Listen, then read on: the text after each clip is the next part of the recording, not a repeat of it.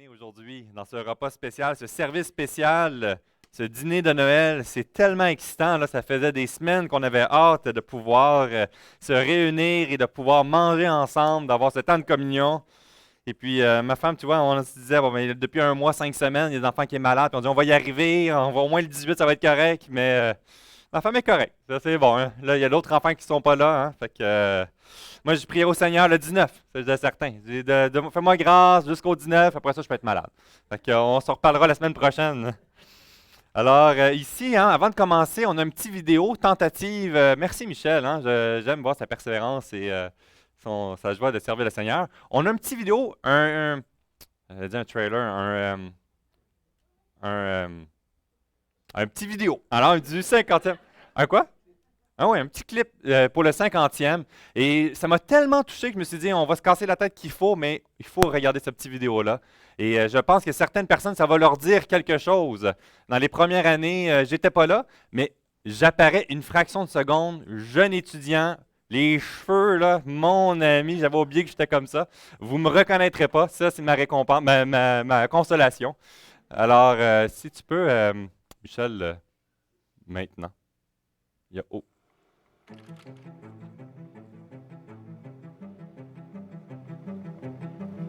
1938, non.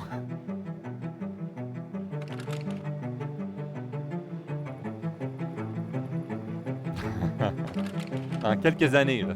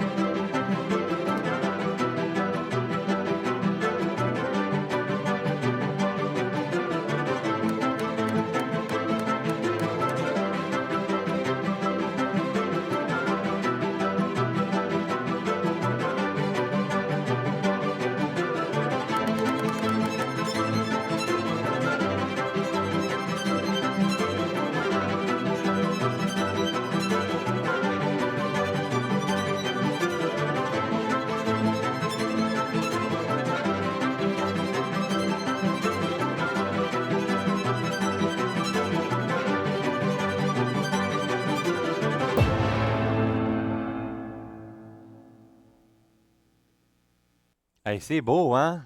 C'est tellement, moi je trouve stimulant. Je trouvais que ça fitait tellement bien dans notre série, hein, sur Dieu, sur soif et fin de Dieu, ou de fin, soif et fin de Dieu. Je suis en train de massacrer mes titres.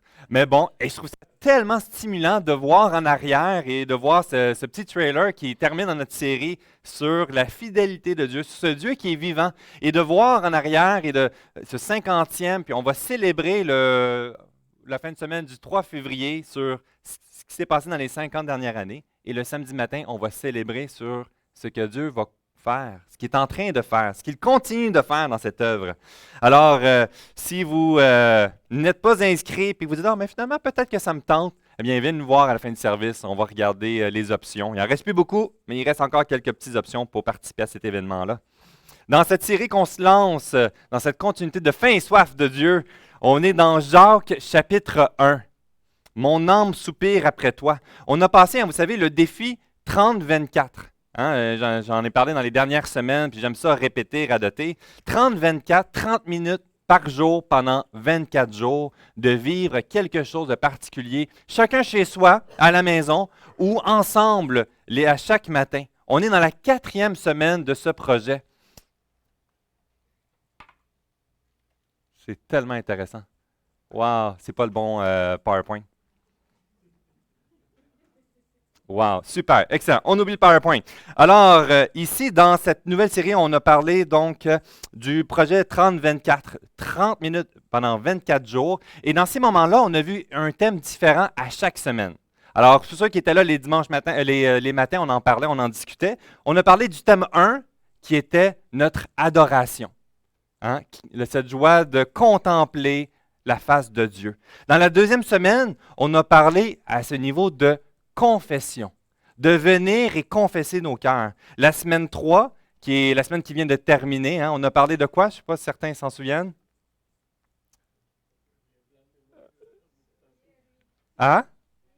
De crier à lui.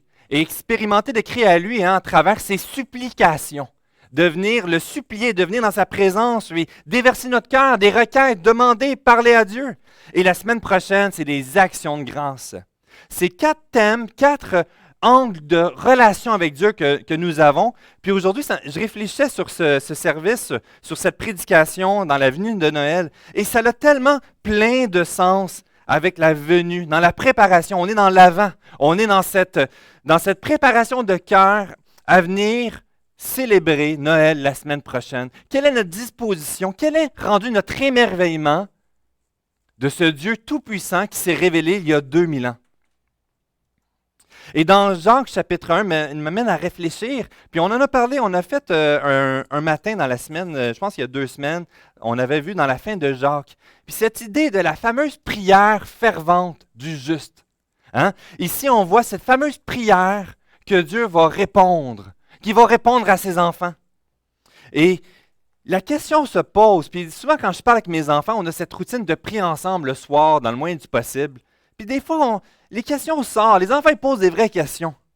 Je dis, mais est-ce que Dieu va vraiment écouter cette prière-là? Est-ce que Dieu considère vraiment? Comment Dieu va répondre? Il y a plein de questions, puis que c'est légitime. Puis être honnête, chacun d'entre nous, on a tous eu des phases dans notre vie à nous poser cette question-là. Est-ce que cette prière-là est vraiment légitime? Est-ce que Dieu est vraiment à l'écoute de ce que je vis?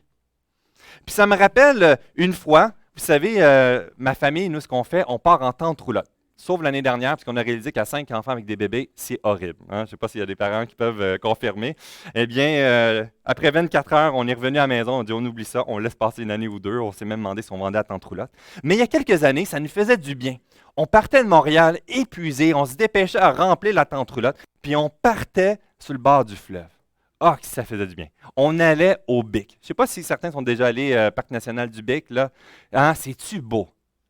Et là, de venir dans la forêt, dans l'espèce sauvage, et juste avoir le silence. Tu n'as pas de voisins autour de nous qui critiquent les ci, les ça, le bruit, le trafic, le voisin qui fait la fête tard. Là, tu es juste dans la nature. Ça faisait du bien. Et puis, je me souviens, là, juste avant le COVID, on part en tente roulotte, on lance les enfants dans l'auto, puis on part.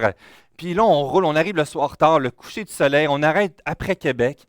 Puis là, on voit qu'il annonce des gros orages la journée d'après. Mais c'est pas grave, on va avoir du fun. Puis qu'est-ce qu'on réalise lorsqu'on arrête dans un petit camping temporaire en route, dans un petit village? J'ai perdu mes stabilisateurs de tente roulotte en route. J'ai perdu mon couvercle de protection de ma batterie en route, qui est sa partie au vent de je ne sais pas trop comment. Puis je dis, OK, bon, ben c'est pas grave, ça va grouiller un peu, mais on fonctionne. Je m'en vais pour fermer ma porte. Le zipper, il lâche au complet. Et là, c'est comme le grand air ouvert. Les maringouins, où est-ce qu'on s'en va? Comment ça va être? Le gros orage qui arrive. Je dis, c'est horrible! Je dis, on retourne chez nous à la maison, on oublie ça, c'est fini. Et là, on prie. Puis je me souviens, mon petit gars qui arrive, puis c'est un analyste, il aime réfléchir, puis il veut des faits, il veut réfléchir, puis comment Dieu va répondre à ça? Puis je dis, mais c'est une bonne question, c'est vrai. Mais on va prier Dieu, puis on va lui mettre ça entre ses mains parce que moi, j'ai aucune solution. Puis c'est pas comme coudre un fond de culotte. Là. On s'entend, là, une toile de tente-roulotte, là, c'est pas mal plus compliqué que ça. Et il est comme, il prie avec nous, mais je le vois dans son regard rempli de doutes et de questions. On parle à Dieu, mais il ne va jamais répondre à ça. Il ne va pas arriver, y a-t-il des anges qui vont s'en venir coudre? Est-ce qu'on va se réveiller demain matin et que tout va être réparé? Et puis, il dit, mais on ne le sait pas comment. Mais on sait que Dieu va répondre. Sa question et son doute est fort légitime. Et le danger avec ça, c'est de perdre de perspective la place de la prière dans notre vie parce qu'on n'a pas saisi. Ou peut-être qu'on a eu des échecs dans nos demandes à Dieu, on a été déçus et on a perdu notre joie. Et dans ce chapitre ici, dans Jacques, qu'on va lire ensemble, il nous donne des indicateurs intéressants que Dieu prend plaisir à répondre à ses enfants. Il y a une idée dans Jacques qui est intéressante de la prière fervente du juste. On va lire ensemble le chapitre 1. Puis on va survoler quelques principes ensemble pour quelques minutes. Premièrement, à partir dans la salutation du verset 1, on entend dans le verset 2, « Mes frères, regardez comme un sujet de joie, complète les diverses épreuves auxquelles vous pouvez être exposés. » C'est intéressant, hein? « Sachant que l'épreuve de votre foi produit la patience. Mais il faut que la patience accomplisse parfaitement son œuvre, afin que vous soyez parfaits et accomplis, sans faillir en rien. Si quelqu'un d'entre vous manque de sagesse, qu'il la demande à Dieu, qu'il donne à tous, simplement et sans reproche. Elle lui sera donnée, mais qu'il la demande avec foi, sans douter. Car celui qui doute est semblable au flot de la mer, agité par le vent et poussé d'un côté et de l'autre. Qu'un tel homme ne s'imagine pas qu'il recevra quelque chose du Seigneur. C'est un homme irrésolu, inconstant dans toutes ses voies. Que le frère de condition humble se glorifie de son élévation. Que le riche, au contraire, se glorifie de son humiliation. Car il passera comme la fleur de l'herbe. Le soleil s'est levé avec sa chaleur ardente. Il a desséché l'herbe. Sa fleur est tombée. Et la beauté de son aspect a disparu. Ainsi, le riche se flétrira dans ses entreprises. Heureux l'homme qui supportera patiemment la tentation, car après avoir été éprouvé, il recevra la couronne de vie que le Seigneur a promise à ceux qui l'aiment. Alors ici, dans le premier point, un peu la réponse à mon garçon qui me pose la question, et je pense que c'est un élément intéressant pour chacun d'entre nous, dans ma vie, dans ma relation personnelle avec Dieu, dans mes temps de prière, dans mes temps de jeûne, on a parlé du jeûne la semaine dernière, de saisir sur une fondation à la lumière de ce que les Écritures nous donnent. Dieu nous donne une assurance, mais premièrement, le premier point que je dirais à mon garçon sur ce point-là, puis que je apporterai à réfléchir, la prière du juste repose premièrement sur une compréhension de à qui nous parlons. C'est pour ça que dans le modèle de prière, on parle souvent dans le premier de commencer ta vie de prière, dans tes communications avec Dieu, par l'adorer. Tu adores, tu es en train de déclarer à qui tu parles. Tu reconnais ses attributs. Tu reconnais la grandeur de ce Dieu tout-puissant. On le voit ici dans les premiers versets, les versets 2 à 4. Il y a une joie. Il y a une joie, il y a une paix à travers les circonstances qui dérapent, dans les gens qui sont éprouvés. Les gens étaient pauvres. Et ce n'étaient pas les gens dans le haut de la classe sociale. Leur assurance ne reposait pas sur la confiance et le contrôle qu'ils avaient. Leur regard était dirigé vers ce Dieu. Dans le premier point, vers ce Dieu qui pouvait avoir cette assurance qui est amour. Je viens parler à Dieu et je loue Dieu parce qu'il est amour. Il est la bonne définition, pas la définition dans nos vies qui ont été déçus d'un amour qu'on croyait légitime et qui finalement, elle a été imparfaite ou j'ai été trompé. L'amour de Dieu est la définition même de la perfection en mon égard. Il nous dit dans 1 Jean chapitre 4, verset 8, « Celui qui n'aime pas n'a pas connu Dieu. Car Dieu est amour.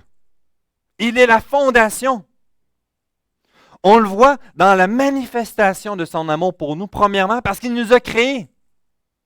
Il nous a créés et il a aimé sa création. Il a trouvé qu'elle était bonne.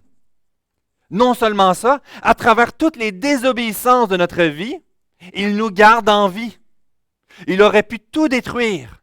Il a toujours conservé un reste. Aujourd'hui, nous sommes ici sur terre parce qu'il a décidé de nous donner une journée de plus. Et lorsque je manque, lorsque je doute, il ne me foudroie pas instantanément. Il n'y aurait personne ici sinon aujourd'hui. Non seulement ça, il nous aime tellement qu'il est venu restaurer par lui-même cette relation brisée par notre faute. Par le cher prix de la croix, de son Fils. Il nous aime tellement qu'il désire une relation authentique avec nous. Imaginez les gouvernements que nous avons aujourd'hui. Si ce n'est pas une question d'élection, il ne va pas vous appeler prendre de vos nouvelles. Peut-être. Mais les chances sont pas mal faibles. Puisqu'on regarde dans les dirigeants des nations, il y a un intérêt plutôt vague. On ne le sent pas nécessairement. Et le chef, le chef souverain de toute la création qui coordonne, qui s'assure que tout fonctionne, que tout déroule bien, la terre n'est pas détruite par toutes les 1000 listes de choses qui pourraient la détruire, parce que Dieu est au contrôle.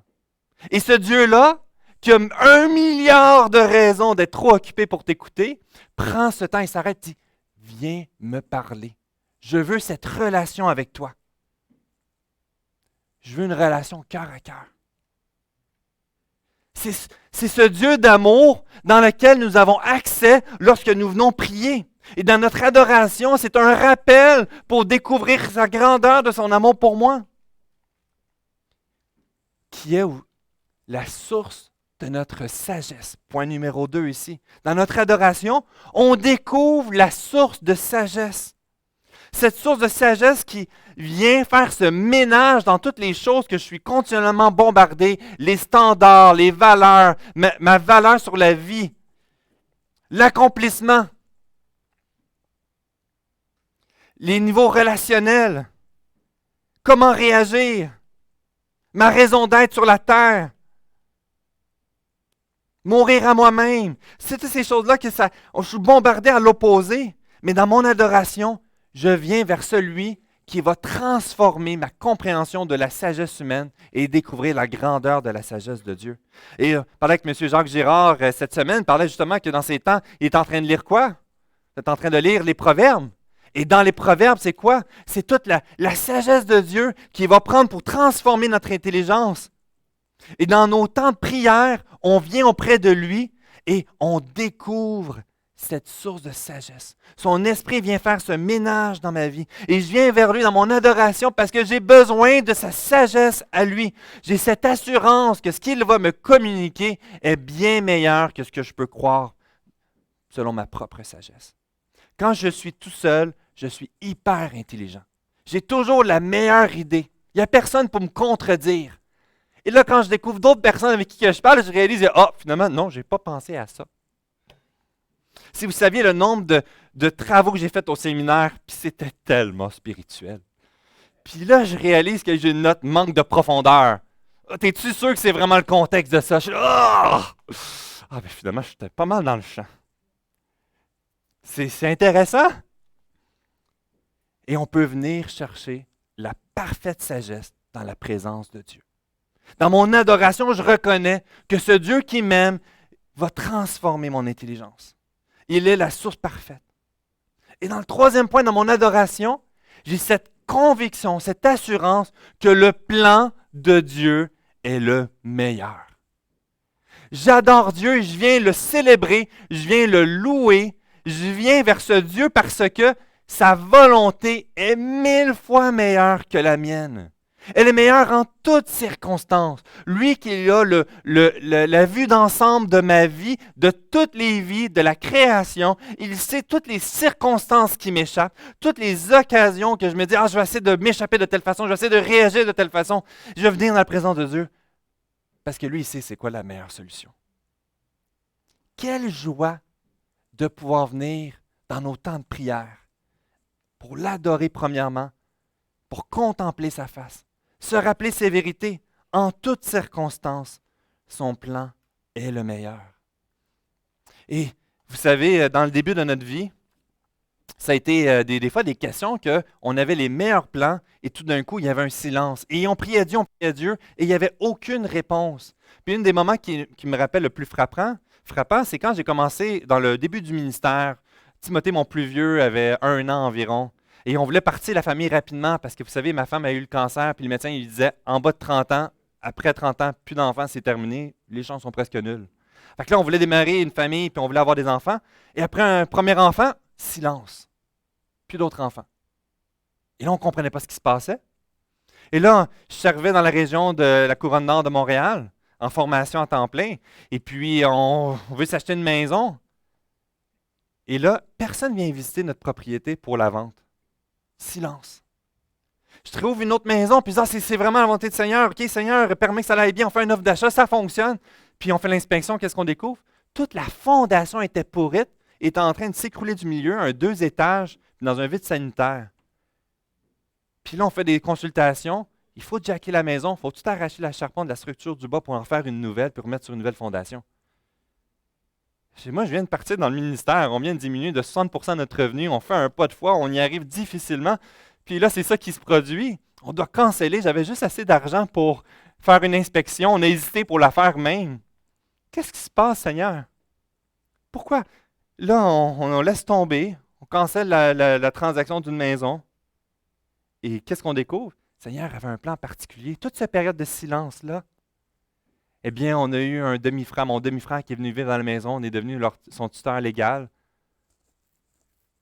C'était une période que ça a été bien plus facile de ne pas avoir un nouveau bébé né. On avait un adolescent de 15 ans qui arrivait à la maison. C'était une période intense qu'on a vu Dieu travailler dans nos vies d'une façon incroyable. Et quelques mois après, non, dans le même instant, le Seigneur nous envoie dans l'ouest de l'île de Montréal. Une chance qu'on ne s'était pas mis dans ce lourd fardeau financier. On n'avait aucune idée de ce que ça allait se produire. Et dans cette période de silence, je ne comprenais pas pourquoi que toutes les portes se fermaient. Mais Dieu avait fermé, parce que dans son plan, qui était meilleur que le mien, voulait m'envoyer dans l'ouest de l'île de Montréal. Et rendu dans l'ouest de l'île de Montréal, vous savez qu'est-ce qui est arrivé? On passe un test médical, et puis le médecin, il dit, c'est impossible, finalement, c'est pas ton épouse, c'est moi qui est infertile, je ne pourrais pas avoir d'enfant. Il dit, je ne sais même pas comment tu as fait pour avoir un premier enfant. Alors, ça a fini là. On vient de déménager dans l'ouest de l'île, ça fait 6 mois. Ma femme tombe enceinte.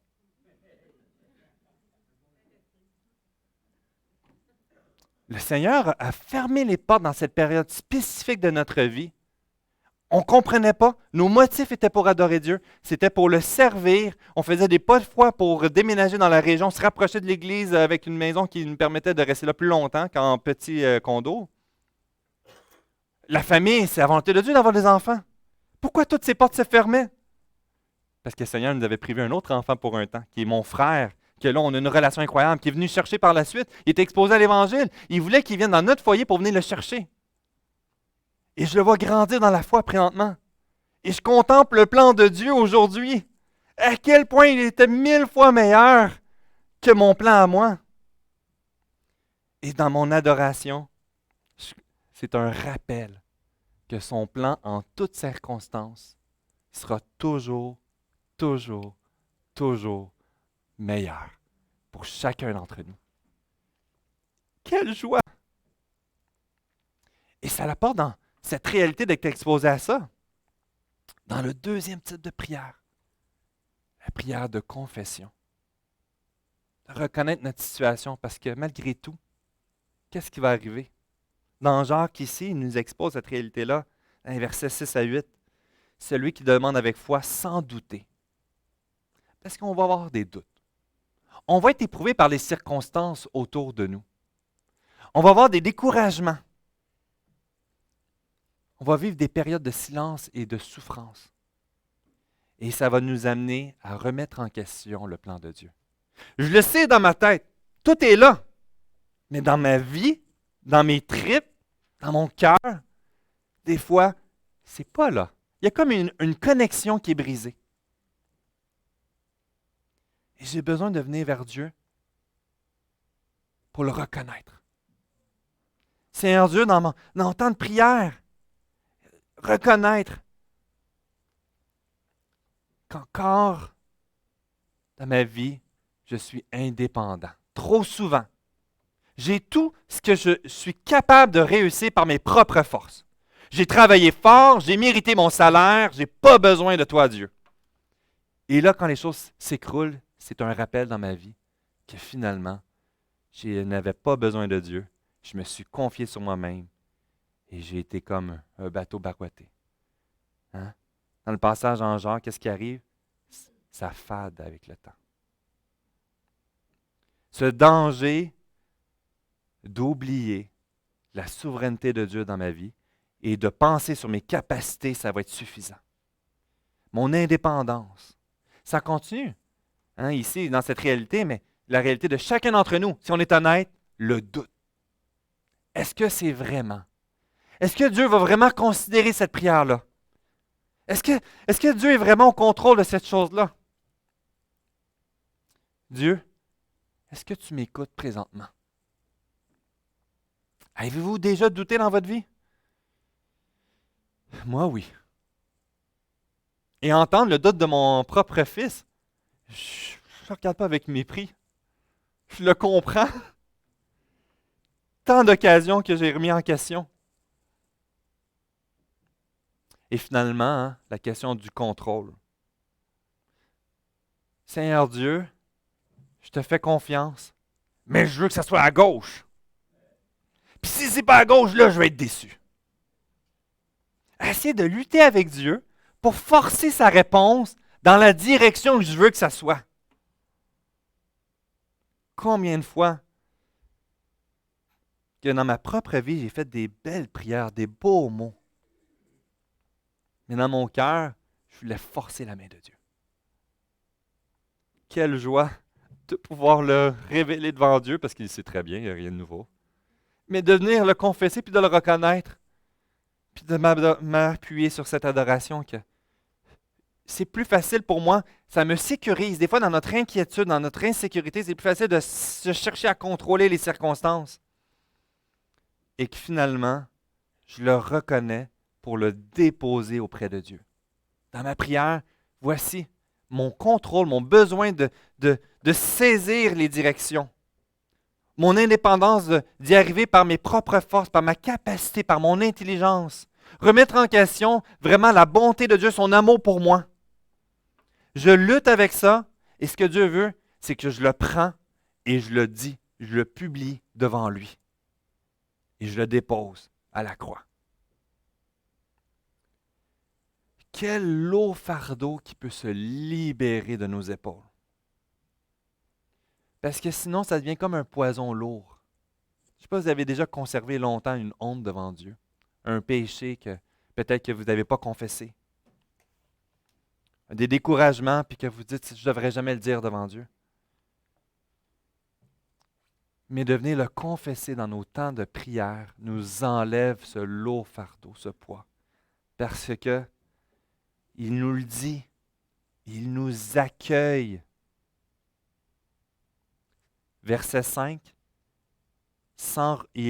qui donne à tous simplement et sans reproche. Sans reproche.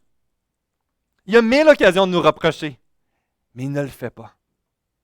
Quelle joie. Déverse ton cœur auprès de lui. À travers cette reconnaissance, tu as accès à ce Dieu saint. Et ici, ça aborde deux idées. Il y a deux types vraiment importants. Dans la réalité, dans notre supplication, quand je viens prier à Dieu, je reconnais premièrement que le plan de Dieu qui est meilleur ne changera pas parce qu'il est le meilleur. Je vais venir vers Dieu, prier des situations, en reconnaissant qu'il est bon, qu'il m'aime, qu'il est souverain, en parfait contrôle de la situation, et que je lui dépose ce souci, cette épreuve dans ses mains, et je lui fais confiance. Et j'accepte la finalité parce que Dieu sait ce qui est bon pour moi. Le plan de Dieu ne va pas changer en fonction de mes cris vers lui, de toutes les tentatives de redresser. Ce qu'il a établi, ce qui a été décrété, ce qui a été prédestiné d'avance, a été scellé. Il sait ce qui est bon. Et dans mes cris vers lui, dans ma prière, quand on priait d'avoir un enfant maintenant, il savait qu'il était bon que je passe par une période de silence et de patience. Ce qu'on découvre ici, c'est que ce qui est bon pour moi, dans le plan de Dieu, n'est pas d'assouvir tous mes petits caprices. Dieu veut se glorifier en passant à travers notre sanctification. Il veut que nous soyons saints. Et il va nous faire passer dans des périodes de silence, des périodes de souffrance, des épreuves, des déceptions. Et il va se révéler puissamment.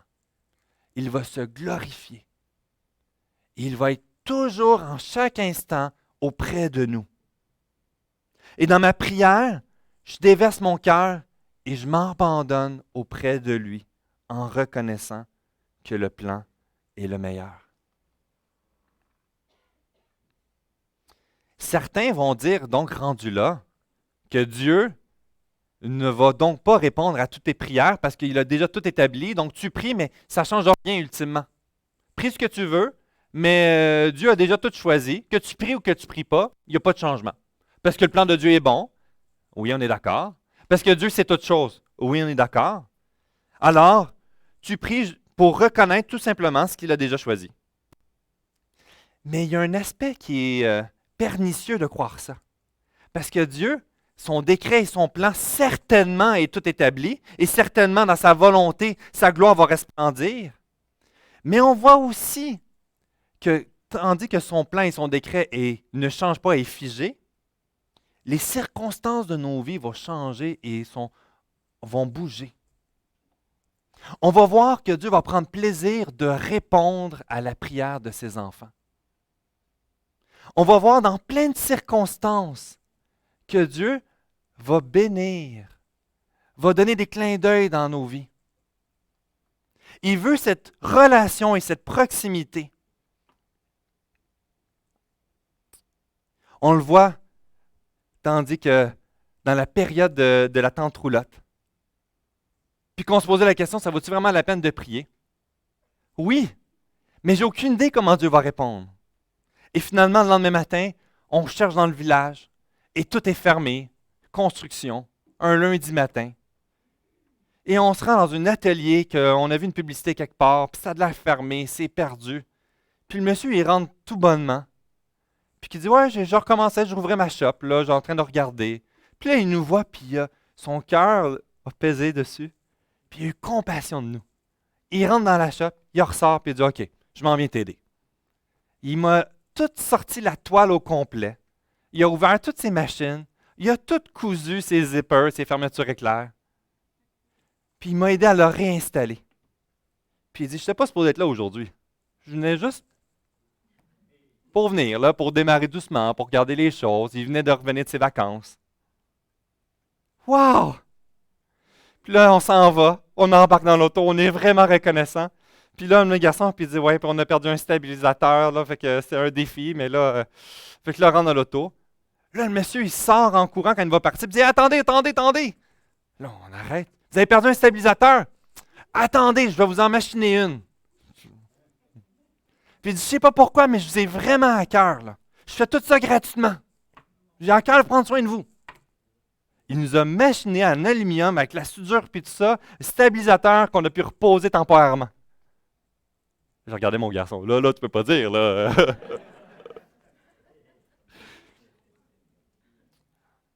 on voit comment que Dieu répond à travers les circonstances de nos vies, qu'il orchestre à sa volonté, à son bon plaisir, de répondre aux prières de ses enfants. Tante Marianne Petitclerc avait écrit un livre, hein?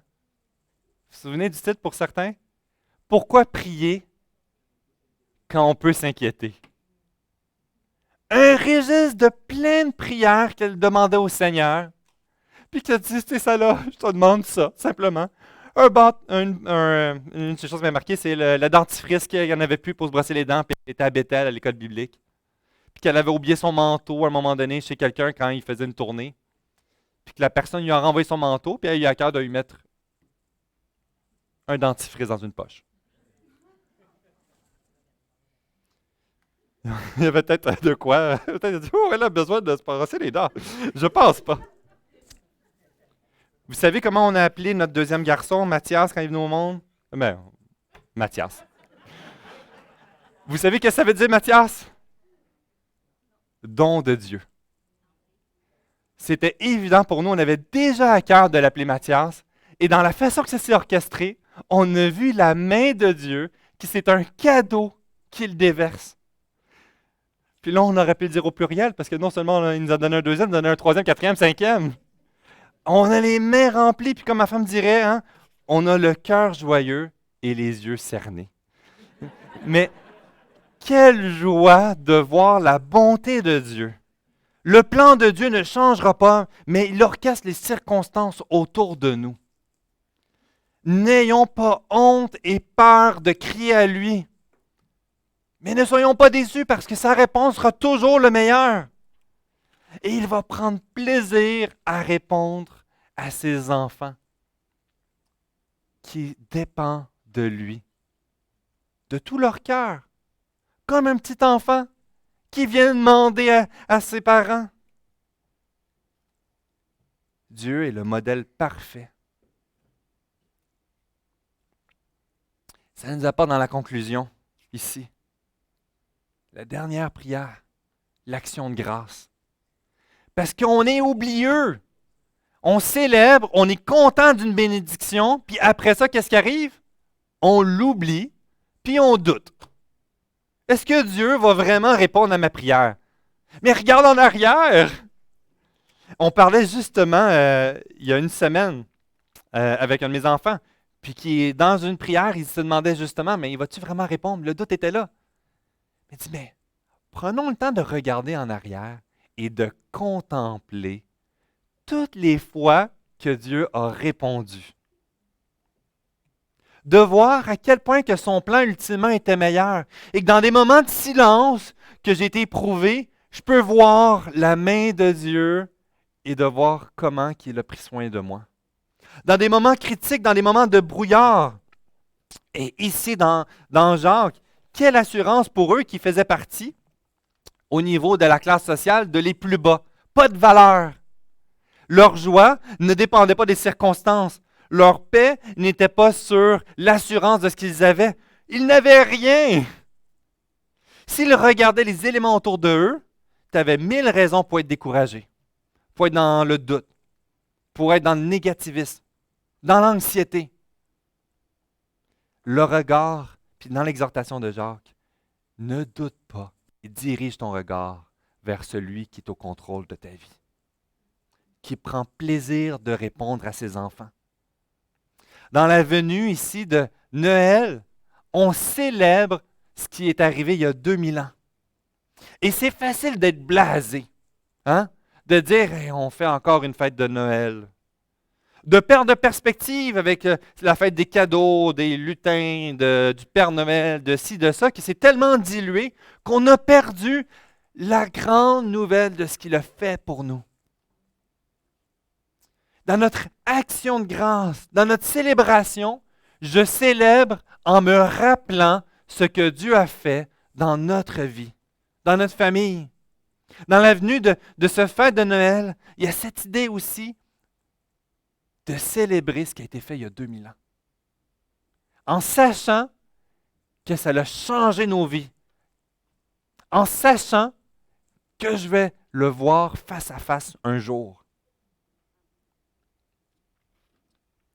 La prière fervente du juste ne repose pas sur un mécanisme, un ordre de mots à dire dans une prière, d'une vie où est-ce que j'ai pris 4 heures, 6 heures par jour et que là, ça, je démontre les fruits de ma piété. Ça ne dépend pas des efforts que je vais faire. C'est un être brisé, un être pécheur qui vient dépendre de ce Dieu rempli d'amour qui est la source de sagesse, qui est la source de la vérité, qui sait ce qui est bon pour moi. Et je peux venir déverser et me faire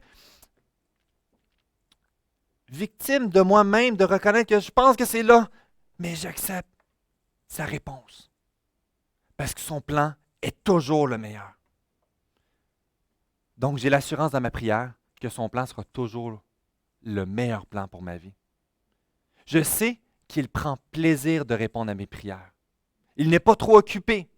Ma prière n'est pas trop stupide. Il veut que je déverse quoi? Juste mes soucis les plus importants? Juste mon top 3 des choses que j'ai besoin de demander? Tous mes soucis. Tout. Il prend plaisir. Et ce qui est le plus important, c'est de ne pas de répondre à mes caprices, mais à ma sainteté.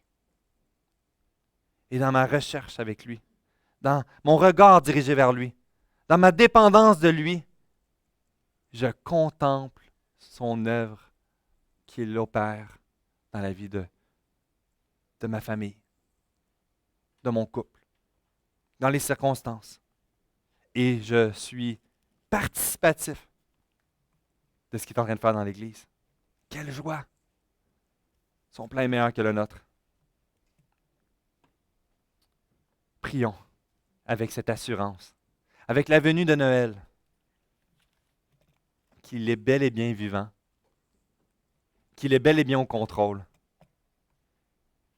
et que ce n'est pas une question de religiosité de parler à Dieu, mais d'une relation authentique. Alors, Seigneur Dieu, quelle joie de pouvoir te parler. Quelle joie de voir que tu désires entrer en relation avec nous. Et que tu connais tous les doutes et les découragements qu'on peut avoir, tous nos manquements, toute notre rébellion dans notre cœur.